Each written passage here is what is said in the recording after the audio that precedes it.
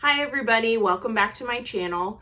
My name's Rachel and I am knitting, and I am knitting. I will be knitting during this video because that's right, it is the second installment of Knit and Chat. So go ahead, grab your knitting project, take a seat, maybe get a nice beverage, cup of coffee, cup of water, glass of wine, whatever suits your fancy, and settle in, and we'll knit together while I tell you a story. Really quickly before I get started, I will tell you I'm working on my Sheep Camp sweater, which is a colorwork pullover sweater. It's designed by Jennifer Berg, aka Native Knitter on Instagram, and I'm knitting it in two colorways from Lauren of Treehouse Knits. Both of these colorways are coming back in her favorites collection in a couple weeks, August 13th. The main colorway, this dark purple, is Smoke Show, and this lighter grayish purple is First Flurries, and both of these are on her non-superwash DK base.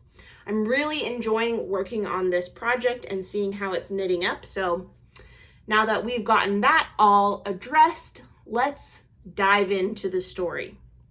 Oh wait, I have one more,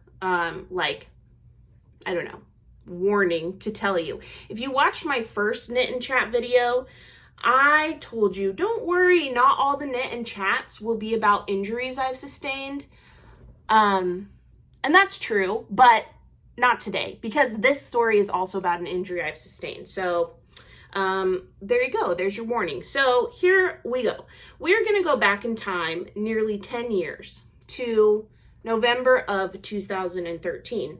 But actually, before we go back in time to November of 2013, let's go back even further to September of 2013. So, what is special about September of 2013, you may be wondering? I'll tell you. September of 2013 is when I moved to England. My mom and my grandmother and myself boarded a plane and we flew to England. I was moving there for a year to get my master's. And now I can say it was my first master's because now I have two. Anyway, so moved to the UK, to England, to get my master's. And my mom and grandma came with me to help me get settled, get all the stuff I needed in my flat, and, you know, make sure I was safe and happy and you know, the things that moms and grandmas want to do. So the three of us were there just having a great old time. I had never been to England before, so it was a totally new and wonderful experience for me. And also, I know there are all those jokes on the internet of, oh, she spent a year abroad and now she only speaks French, or she spent a year abroad and now she, like, the only cheese she eats is brie or something. Like, well, you get the idea. There's all these jokes on the internet about the girl who studied abroad and suddenly thinks she's special. I have a lot of feelings about those jokes because on the one hand, of course, spending a year somewhere is not like, I don't know, it's not all encompassing. It's not representative of all the richness of a culture or a place or anything. It's a drop in the bucket.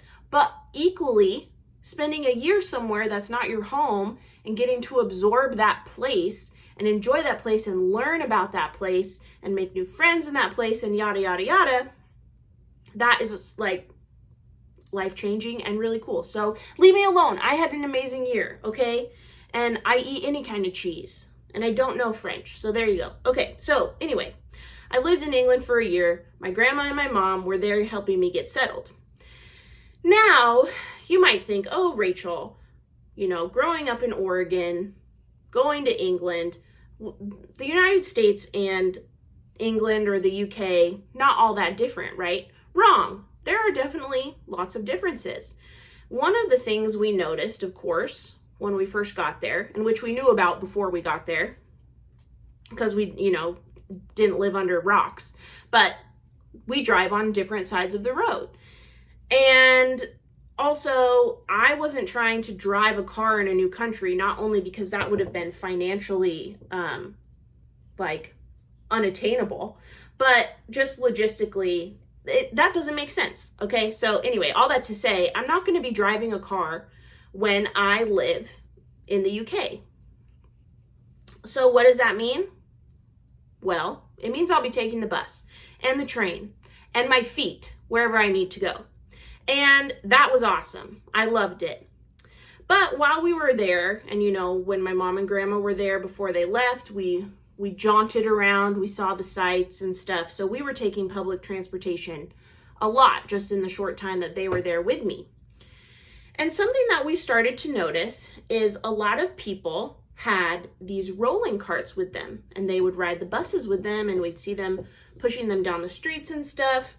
And these weren't really carts that I had seen before. Now I know that they exist, other places than the UK, but at the time I hadn't really seen that very frequently, at least. It wasn't on my radar. But basically there are these shopping carts or transportation carts. They're not like an American shopping cart you might be picturing, where they're kind of long, but they're tall. So it maybe would come up to your hip, and then there'd be two large rolling wheels at the bottom, and you could truck it along with you. So we noticed that a lot of people had these on the bus and in grocery stores, and we quickly learned, putting two and two together, these are basically people's personal errand carts. So you would take this with you when you went grocery shopping, and that made it so much more accessible for people to have multiple bags of groceries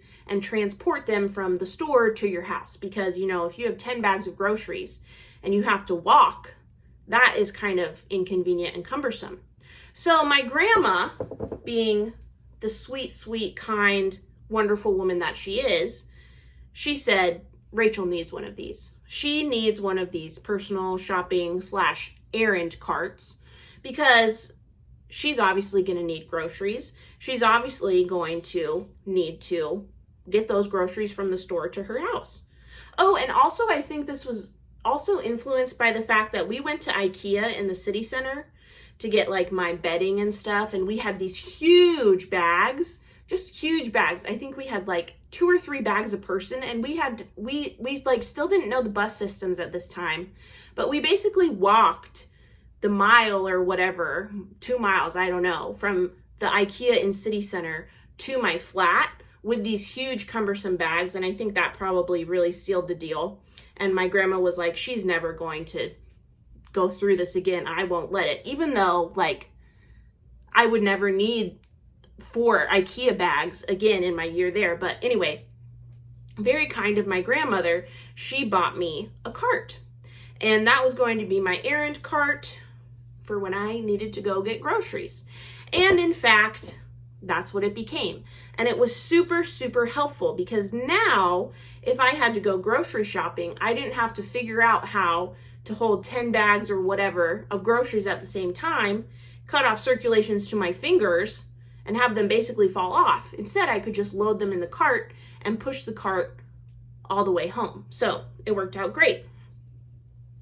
And I lived my life like that for about 2 months until November came. This is towards the end of November. I think it was near the end, towards around Thanksgiving, that time. So picture me, 23-year-old Rachel, bumbling around an English street, an English city center, an English grocery store, getting all my treats and treasures and sustenance, such things, putting them in my cart and making my merry way home. Now picture this. I'm on this, random street in England.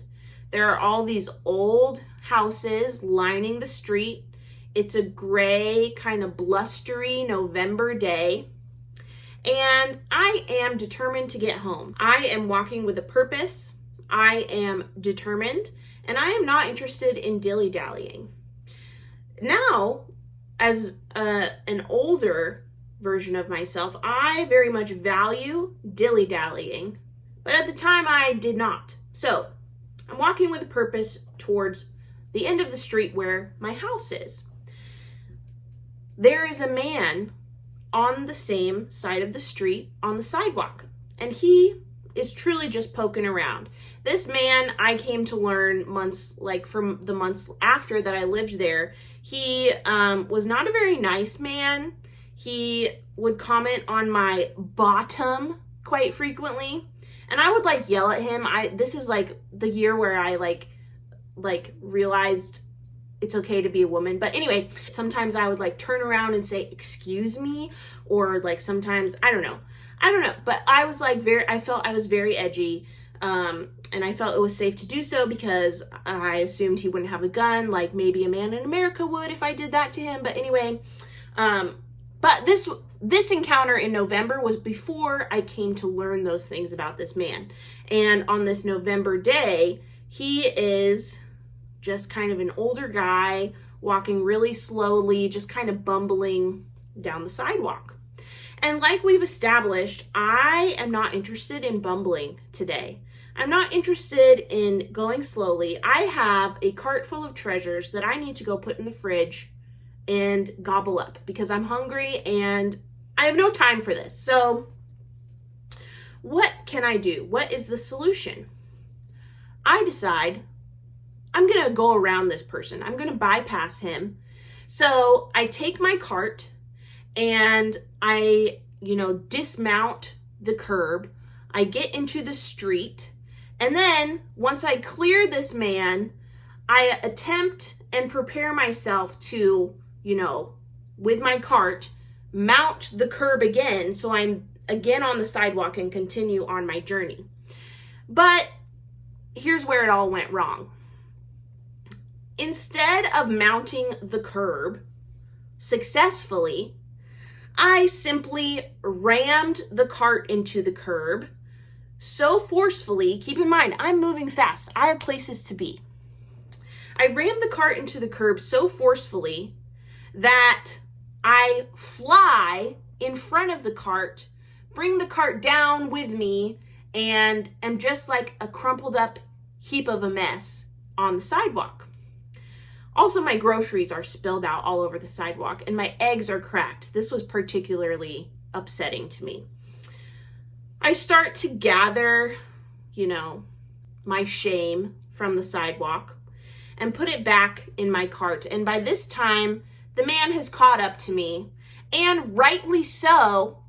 He just walks around me and keeps going on his way. He doesn't stop to help me. I don't blame him, honestly, because I was kind of like huffy and puffy and like, I don't know, maybe I made him feel badly. I don't know. I'm sorry if I did that, but he just kept going on his merry way. I pick up the pieces of my shattered life from the sidewalk, put them back in my cart, and I proceed to, set my sights on my house just down the street. But something stops me. And I quickly realize that in the commotion of me becoming airborne and my eggs becoming cracked, I either landed on my cart funny or the curb jostled it too dramatically, but basically one of the wheels of the cart is totally askew and I can't even roll it. It's basically useless. So ridiculous. So what I end up doing is carrying the cart home, the like half a block left that I have. I get into the house, I unload my groceries, and I tend to my wounds. I quickly find that I have a huge bruise on my thigh. This is like not that big a deal. It looks really bad in pictures. I'll put a picture up for, posterity. I bruise really easily. Is it posterity or prosterity? Prosterity? Anyway, I'll put a picture up. But don't worry, it was not that serious. I bruise really easily. I'm basically like an unevolved fruit that doesn't know how to withstand the wind or something. So anyway, it was a pretty bad bruise, and I monitored it over the course of a week or two as it, evolved and clotted and whatever. Anyway, that was a painful and embarrassing way to learn the value of dilly-dallying. And the fact that, you know what? You don't have to be in a hurry all the time. It's okay to slow down, take it one step at a time. And while I still am annoyed by slow walkers, I also realize that sometimes the alternative is even worse. Because guess what? That cart was unusable for the rest of the time that I lived in the UK, and basically I only got 2 months of use out of it, and I had to carry all my groceries by hand from then on, and it was annoying. Could I have bought a new cart? Yes, of course. But I don't know. I wanted to spend my money on other things, like Cornish pasties and flat whites and Guinness and fish and chips. Anyway, oh, and millionaire bars. Yeah. Well, anyway, that's the story. You may be happy to know that my leg healed fine. Also, fun fact, it was actually the same leg that I stabbed myself with the scissors on. So, it's a small world after all, aka it's a small body after all, because you might get injured on the same limb and learn a lesson. So basically, my left leg is just a collection of life lessons, I guess. Anyway, that's today's Knit Chat. Sorry it was about another injury, but that's just how the cookie crumbles sometimes. If you have any other stories you'd like to hear, or categories or genres of stories, let me know in the comments. But in the meantime, go ahead and like this video and subscribe to my channel if you don't already. If you want to be notified when I post next, you can click that notification bell. And last but not least, head over to Instagram and follow me at Rachel is Knitting if you don't already. And I hope you got some good progress on your knitting. I know I did. Okay, see you next time. Bye.